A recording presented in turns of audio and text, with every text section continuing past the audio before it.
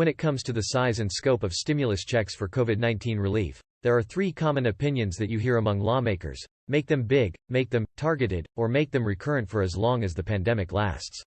President Joe Biden seems to be trying to strike the middle ground, unveiling a $1.9 trillion stimulus package with a third stimulus check for up to $1,400, shortly before being sworn into office.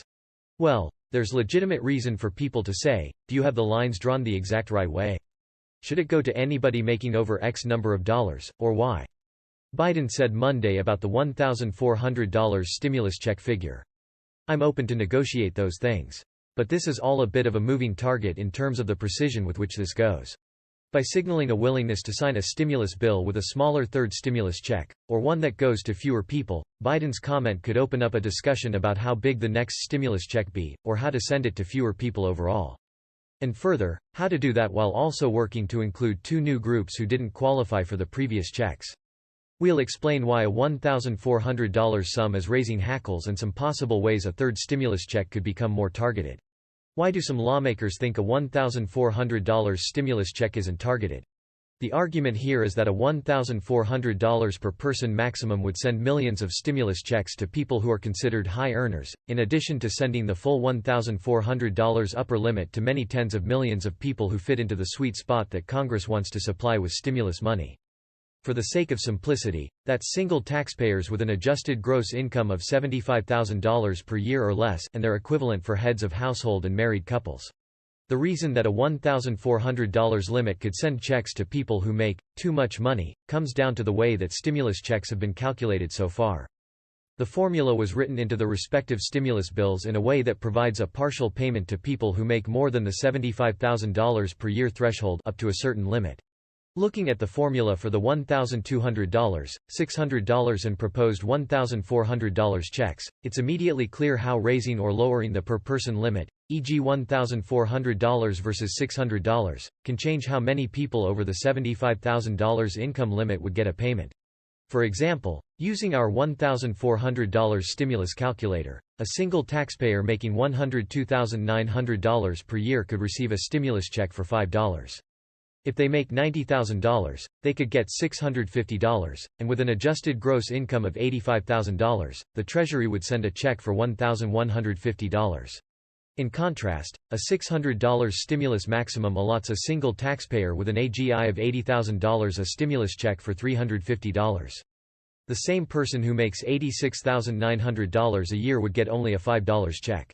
The result is that, with the current formula, more people are eligible overall to receive a stimulus check of some amount, even if it's a relatively small payment. Dependents and spouses add another layer. Here's more information, including a handy comparison chart. What happens if the third stimulus check ends up being less than $1,400 maximum? One way negotiators could send a stimulus bill to fewer people overall would be to keep the formula as is, but lower the per-person maximum from $1,400. The drop from the first $1,200 stimulus payment to the $600 second stimulus check immediately disqualified people who had otherwise qualified for the first stimulus check. Simply using a $600 base instead of $1,200 reduced the cutoff point for receiving a partial payment. Said another way, the smaller the per-person maximum, the sooner people who made more than $75,000 a year hit the limit for receiving any money. With the first check, a single taxpayer, remember, no spouse or kids, could get some amount of stimulus money if they made under $99,000. With the second check, that vanishing point dropped to $87,000. The only difference in that part of the equation was the maximum per-person payment. Separately, child dependents counted for $600 in the second check instead of $500.